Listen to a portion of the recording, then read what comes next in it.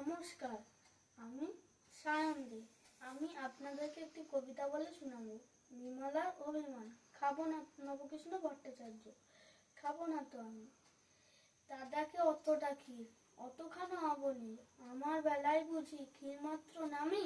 খাবো না তো আমি ফুল আনিবার বেলা, যা বিমলা যা, পূজা করি দাও এনে সোনামণি মা, কাঁদিলে দুরন্ত খোকা রাখা তারে ভার, তার বেলা ও বিমলা নেমা একবার, ছাগলেতে নোটে গাছ খেলে যে মুড়িয়ে, দে মা গিয়ে গিয়ে দে তো মা তাড়িয়ে।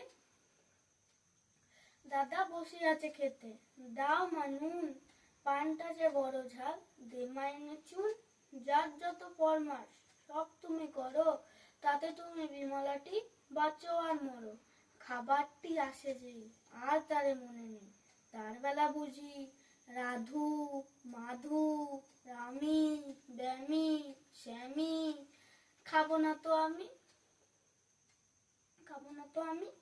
নমস্কার।